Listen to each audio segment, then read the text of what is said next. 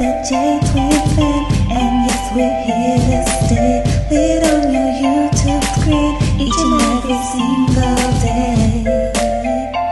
Jtwinshc. Hey everybody, good morning, and what's up with my gang?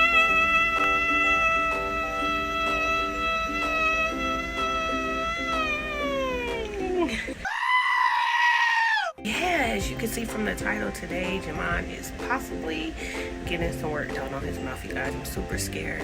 My baby has been in a lot of pain for like the last couple of days, barely eating, barely sleeping, like really fussy, just crying a lot. Like he said his mouth hurt really, really bad. So I just had to go ahead and be like, you know what, put your big girl panties on and do this, you guys, because I'm super afraid of them putting him to sleep. But I just got to do it because I don't want my baby in pain. Mom's out there, you know what I'm talking about. You know what I'm talking about. So right now I'm running his bath water. He's the only one woke right now. So me and him, the twins' dad is here. So he's going to watch the girls while I run and take Jamon to the dentist, you guys. So stay tuned, you guys. I'll check back in with you guys as we're leaving. See you in a second. 20 minutes later. Okay, you guys. So we're heading out. Make sure the door is locked. Say hi, son. Hi. You guys, so me and him we're, oh, sorry. So me and him, we're heading to the car. We're heading to the car, you guys. So check in with you guys when we make it to the dentist office. And the store. Yeah. So check in with you guys when we make it to the dentist office. I'm not 100% sure where we're going. This is the new office. Yeah, this is the new office, you guys. So yeah, I have to use my GPS. So see you guys. Mama, after go to the store. Yeah, we'll go to the store. Where are you going right now? The store. See you guys in a second. Later. Okay, you guys, we're back. I hope you can hear us because it's burning up in this car and I have the air on. But we made it to his dentist office. The way that the dentist is doing it right now is that they send you a text message. You click that, you let them know that you're in the car. Then you text them your car make and color, and then they send a dental assistant outside to check your temperature to make sure that you don't have any COVID symptoms. And then, I don't know, because we've never been here before, like I said previous, this is his first time being here. His other dentist office was saying that they couldn't see him until September 26th. And I was like, no, my baby is in too much pain to wait a month. Like, no. So yeah, we're here. I'm waiting for the dental assistants to come out to check us.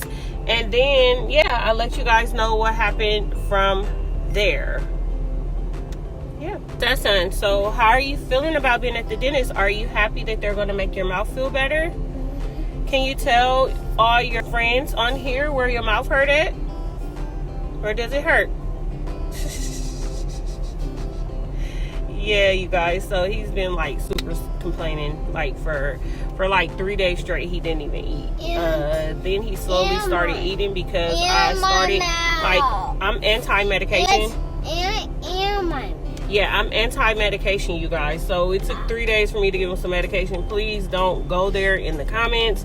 Like, my grandmother, when we were sick, all she did was gave us 7-Up, and literally it made us feel better. I'm just not into medication like that. Yeah, I don't do it. But after he started getting a fever and all of that stuff, I started giving him Tylenol because Jamon, I don't know if I said this before on here, but when Jamon was like, he was just about a year old, he had a fever, and that fever turned into a seizure while I was on my way driving him to the emergency room. So I looked back in my rear view and I see my son shaking. So from that point on, I don't play with fevers with him. They said because he had that just shows that he's prone to having them. So once he get a fever, I'm on it. Like, I'm on it. That literally scared the crap out of me. Can you imagine driving on the freeway and looking and your son is just shaking in his car seat, and he's just a baby? He can't tell me, he can't say anything, he don't know, you guys. So yeah, so okay, you guys, turns out I was parked at the wrong spot. The video just cut off because the dentist called me. So yeah, I'm about to go and try to find the right spot, and then I'll check in with you guys when we get inside the dentist office.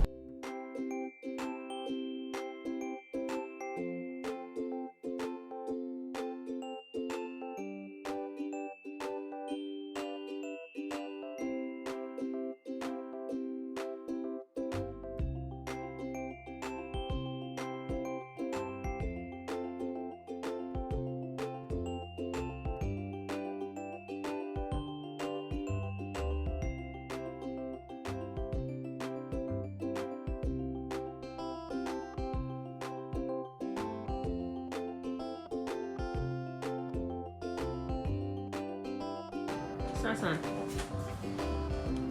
You okay? Okay. So we're inside of the dentist's office.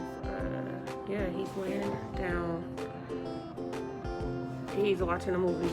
He have on headphones. So yeah, so let's see what goes on. You guys check back in a little bit. Does he have any allergies to the medication? Amoxicillin. He's allergic to amoxicillin. Mm-hmm. So then we'll do clindamycin. Ibuprofen. And how much does he weigh approximately? I believe 48 pounds. Okay. When it's infected like this, a lot of people will opt to just take the tooth out. Yes. However, what happens is when he's 6 years old, so here's your tooth. And when, let's say you keep the tooth, okay? When you're 6 years old, you're going to get a 6-year molar. So right now we have 20 teeth. Right around 6, we're going to end up at 24. You get 1 new molar in each quadrant. And it comes in behind the last baby tooth. So assume we keep this tooth, okay? When the 6-year molar comes in, it uses the baby tooth as a guide to come in straight. If we take out that baby tooth, when this 6-year molar comes in and uses the space, what it's going to do is it's not going to come in straight. It's going to come in at an angle. Okay. And then that's a problem because when it comes in at an angle, when the permanent tooth wants to come in eventually, and that permanent tooth for that baby tooth, it won't come in until closer to 11 years old. Oh, wow. Yes. So what happens is this tooth can drift so much that by the time that tooth wants to come in when he's 11, there's no room because this tooth has moved over into its space. Right. Okay. So anytime we have to extract a baby tooth early, I have to put a space maintainer. This is the space maintainer I have to place. So basically, it has a metal plate, and there's your 6-year molar, and it uses this plate as a guide to come in straight. You'll wear this space maintainer until this tooth is fully erected. When this tooth is fully erected, then we switch over to this kind of a space maintainer. Yeah, because this plate can also get in the way of the permanent tooth when it comes in, depending on the placement, it can get in the way. So it's recommended once this is fully erected and this has no purpose anymore, and it's straight, then this space maintainer gets removed and then we replace it with this one. So this band goes around this brand new permanent 6-year molar, and then the loop comes out. And so it's kind of like the extraction can be done, but it's gonna take some maintenance, and follow up because sometimes these space maintainers can come out if it's something really sticky, and so it doesn't come without a little bit of headache. Okay. The best space maintainer is the tooth itself. So the other option would be we could open up the tooth, remove all the dead nerve tissue that's causing the infection, and then you could put some antibiotic paste inside the tooth. So you're basically eliminating the infection from the inside. This treatment is quite successful. I've done it on a lot of the abscess teeth. The only thing is, it's a triple antibiotic paste. None of it has amoxicillin in it, so theoretically, it should be fine for him as long as he doesn't have any other allergies.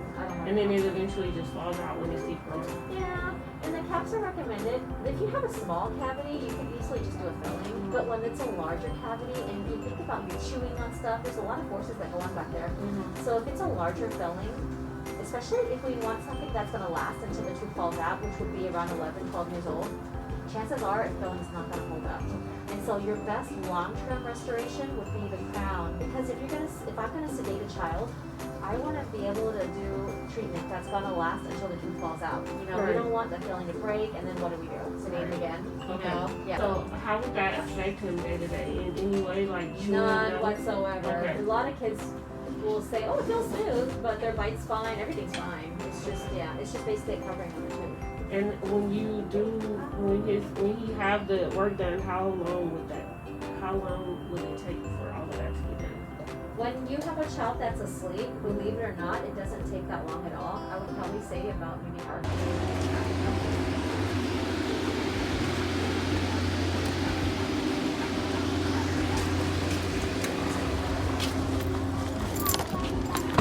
Okay, you guys, so we're back in the car. Say hi, man.